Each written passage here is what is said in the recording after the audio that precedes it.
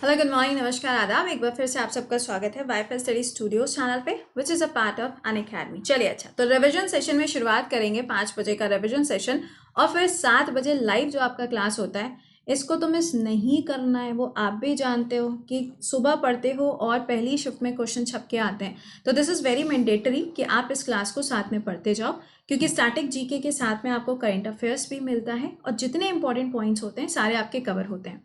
दोपहर में 2 बजे जो आपका अनअकैडमी पे क्लास चल रहा है, इसमें मैंने साइंस को थ्योरी वाइज पढ़ाना शुरू कर दिया है और उसके बाद आखिरी में उसी के बेसिस पे आपको क्वेश्चंस भी करा देते हैं। तो यार इससे ज़्यादा बेस्ट तो कुछ नहीं हो सकता। तो क्लास में काहे को नहीं आ रहे हो भाई?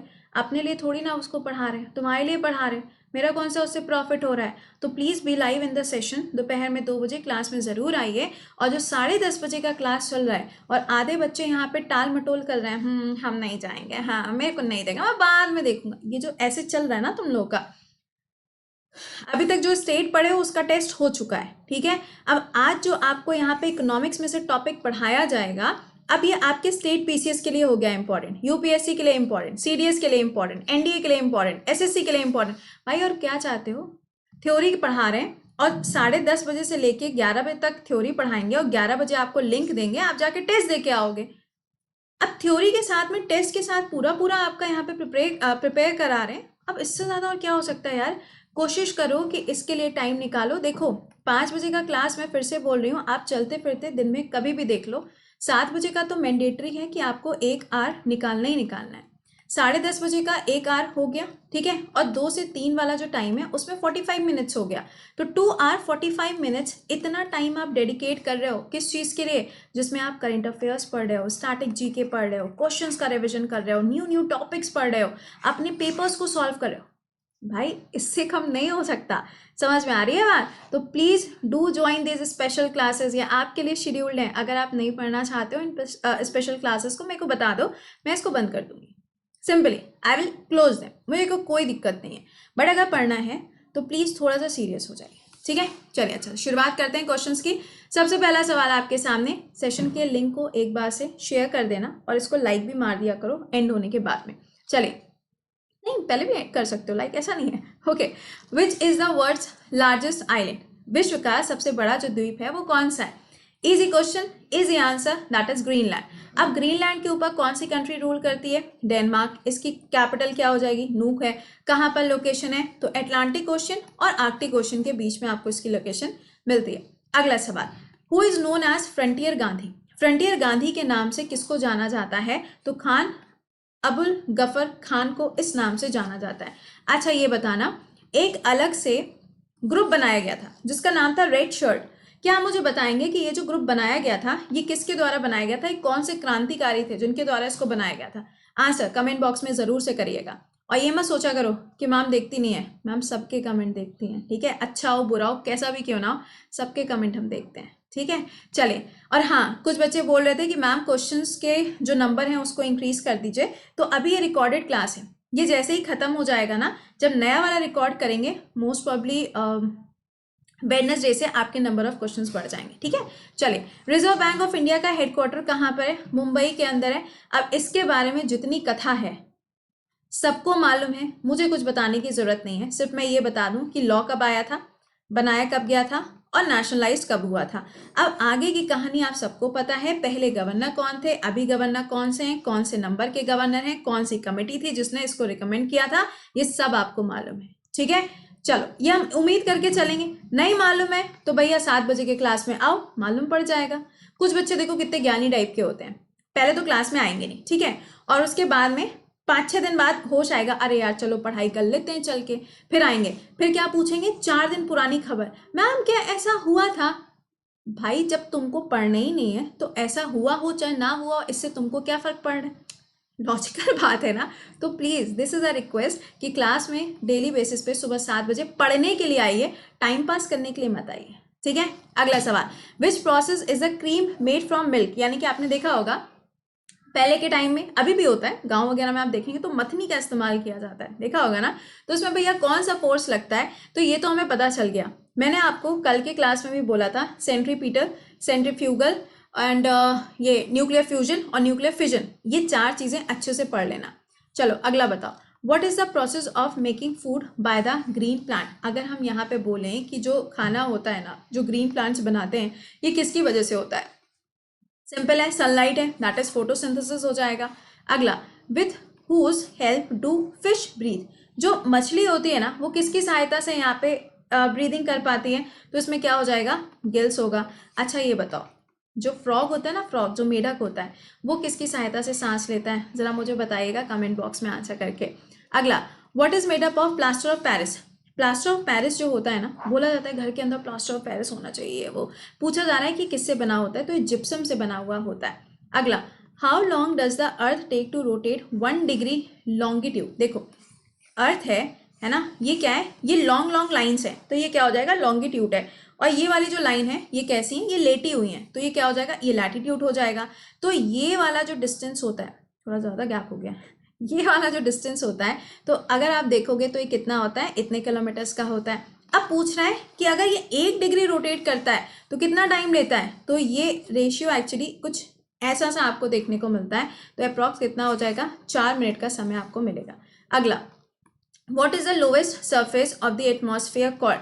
एटमॉस्फेयर की जो सबसे पास वाली लेयर होती है, जिसमें से जैसे कि अर्थ है ना, troposphere, stratosphere, mesosphere, ionosphere and exosphere. तो सबसे पास वाली कौन सी हो गई? ट्रोपोस्फेयर हो गई। जितने भी क्लाइमेटिक चेंजेस होते हैं सारे के सारे आपको इसी वाली लेयर में देखने को मिलेंगे। अगला, कौन सा ऐसा प्लैनेट है जिसको इवनिंग स्टार बोला जाता है? एक्चुअली इसी को मॉर्निंग स्टार भी बोला जाता है, अर्थ की ट्विन सिस्टर भी बोलते हैं, यानी कि इसकी जुड़वा बहन के नाम से भी जाना जाता है। अब ये कौन सा हो जाएगा? इसका आंसर क्या बनेगा? यहाँ पे शुक्र हो जाएगा। अब इसके लिए शायद कल या परसों में मैंने आपको बताया था, शुक्रयान मिशन 2025 में भेजा जाएगा। इसकी कोई भी नेचुरल सैटेलाइट देखो नहीं है, कोई भी इसकी नेचुरल सैटेलाइट नहीं है, मतलब इसका कोई मून नहीं है। ओके, अगला, कौन सा ऐसा मेटल है जो कि आपको ग्राउंड पे बहुत ज़्यादा मिलता है? तो आंसर क्या हो जाएगा यहाँ पे? चलो ठीक है, एल्यूमिनियम हो गया, फाइन। अब एल्यूमिनियम के अलावा सवाल पूछा जाता है बॉक्साइट के ऊपर। इंडिया में कहाँ पे पाया जाता है सबसे ज़्यादा? तो उड़ीसा हो जाएगा। वर्ल्ड में कहाँ पे पाया जाता है सबसे ज़्यादा? तो ऑस्ट्रेलिया हो जाएगा, ये आपको याद रखना है। अगला, what is measured by the Richter scale. Richter scale से किस चीज़ का मापन किया जाता है? तो देखो अर्थक्वेक का। किसका? अर्थक्वेक का। अर्थक्वेक में अगर आप देखेंगे तो जो वेव्स होती हैं, जो आप देखते हो ना कि ये लो भैया अर्थक्वेक आ गया, तो जो भूकंप आता है ये क्या होती है? एक तरीके की तरंगे होती हैं, वेव्स होती हैं। सुनामी अलग चीज होती है, अर्थक्वेक अलग होता है। अर्थक्वेक में क्या होता है कि 2 कॉन्टिनेंटल प्लेट आपस में टकराती हैं, लेकिन सुनामी में क्या होता है? एक कॉन्टिनेंटल और एक ओशनिक प्लेट होती है जो आपस में टकराती है। दोनों का अलग कॉन्सेप्ट है। अगला, what is computer's temporary memory is known as. इसे हम क्या कहते हैं? रैम कहते हैं, रैंडम एक्सेस मेमोरी के नाम से इसको जाना जाता है। What is the full form of ROM? जरा कमेंट बॉक्स में लिखना। और हाँ, फिर से बोल दें, 10:30 बजे का क्लास और 2 बजे का क्लास भैया मिस मत करना, क्योंकि फिर ये दोबारा से हम टॉपिक्स नहीं पढ़ाएंगे। जैसे ही फिर तुम्हारा एग्जाम आने लगेगा, फिर तुमको होश आएगा और तुम बोलोगे कि मैम ये टॉपिक पढ़ा दो। तो ये वाली बेवकूफ़ी मत करिए कि एग्जामिनेशन टाइम पे होश आ रहा है, होश में पहले से आना शुरू कर दीजिए, दैट इज़ वेरी इंपॉर्टेंट। अगला, कौन सी ऐसी डिवाइस है जो मैकेनिकल एनर्जी को कन्वर्ट करती है इलेक्ट्रिकल एनर्जी में? आंसर क्या हो जाएगा यहाँ पे? डायनेमो ऐसा काम करती है। अगला, what was the first artificial satellite?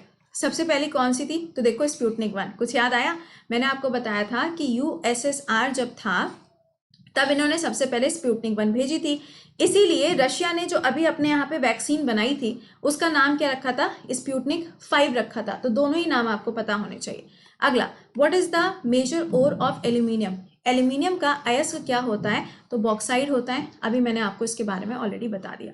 Who discovered blood group? अब देखो, दोपहर में 2 बजे मैंने ब्लड वाला जो चैप्टर है आज ही पढ़ाना है, शायद आज ही ये चैप्टर आपको पढ़ाना है दोपहर में 2 बजे। पहले चैप्टर पढ़ाएंगे, उसके बाद में इसके बेसिस पे क्वेश्चंस कराएंगे। तो इसका आंसर क्या हो जाएगा? यहाँ पे लैनिस्टर ने इसकी खोज करी थी। अब डोनर कौन है, एक्सेप्टर कौन है, ये थोड़ा सा ध्यान रखना। ओ जो है वो क्या होता है? डोनर होता है, और ए बी जो होता है वो क्या है? वो एक्सेप्टर होता है। अगला, what is the largest mammal in the world? पूरे विश्व में सबसे बड़ा मैमल क्या है भाई? ब्लू व्हेल है, सिंपल है, सबको मालूम है। अगला, what is the largest endocrine gland in human body? जो हमारी बॉडी होती है उसमें सबसे बड़ा जो एंडोक्राइन ग्लैंड है वो क्या होता है? यहाँ पे आपका थायराइड होता है। अच्छा, गोइटर जो होता है, ये किसकी कमी से होता है? तो ये आयोडीन की कमी से होता है। ये आपने देखा होगा कि ये जो आपका थ्रोट होता है, जो आपका यहाँ पे गला होता है, जो नेक होती है, वो काफ़ी ज़्यादा स्वेल्ड हो जाती है ना, गोइटर होता है। अगला, what mineral is found in the monazite sand? जो मोनोजाइट सैंड होती है उसमें क्या पाया जाता है? तो इसके अंदर थोरियम पाया जाता है। एक चीज़ ध्यान रखना, अगर पूछा जाए यूरेनियम इंडिया में तो आप आंसर मार्क करोगे आंध्र प्रदेश। अगर पूछा जाए थोरियम इंडिया में, केरला लिखोगे। अगर पूछा जाता है वेनेडियम इंडिया में, अरुणाचल प्रदेश लिखना। और अगर पूछा जाता है लिथियम इंडिया में तो केरला लिखिएगा। ठीक है, ये चीज़ें आपको पता होंगी। सॉरी, केरला कह रहे हैं, कर्नाटका लिखिएगा, कर्नाटका लिखिएगा। ठीक है, चलो, तो ये तो हमने बातें करी इस पर्टिकुलर सेशन में, क्वेश्चंस को रिवाइज किया। अभी आपसे 7 बजे के सेशन में मिलेंगे, और प्लीज़ सेशन को एक बार से ये लाइक वाइक कर दिया करो, है ना, ज़रूरी होता है, आपके फीडबैक बहुत मायने रखते हैं। अब जीएस का फाउंडेशन बैच, यानी कि बिल्कुल बेसिक से स्टार्ट होने वाला बैच, जो आपका SSC, IB, CDS, NDA, any exam, कोई भी जो एग्जाम है जिसमें आप देख सकते हो इतने सारे एजुकेटर्स आपको एक साथ एक जगह पे मिलेंगे, जिसके अंदर आप जब इसको ज्वाइन करोगे तो आपका कोड क्या है? कृति10। आप जाएंगे अनअकैडमी ऐप पे, एसएससी गोल सेलेक्ट करेंगे, वहां पे गेट सब्सक्रिप्शन पे जाएंगे, फिर वो कहेगा मेंशन द कोड, आप ये कोड मेंशन कर देना, 1 ईयर सेलेक्ट कर लेना या 2 ईयर, जैसा आपकी इच्छा उस हिसाब से। ठीक है, सारे एजुकेटर्स मिलेंगे एक बैच लेने पे, सारे एजुकेटर्स, मतलब जीएस, मैथ, इंग्लिश और रीजनिंग, आपको सारे के सारे सब्जेक्ट्स यहाँ पे मिल जाएंगे। जीएस के सारे सब्जेक्ट्स हम आपको पढ़ाएंगे। कब से बैच शुरू हो रहा है? 26 जनवरी से। सबसे पहले ज्योग्राफी स्टार्ट होगा, बिल्कुल बेसिक से A to Z हम लोग चलने वाले हैं, और फिर आपका polity, economics, science, everything, history and all. ठीक है, चलो, तो मिलते हैं आप लोगों से। टिल देन खुश रहिए, मुस्कुराते रहिए, bye bye and take care.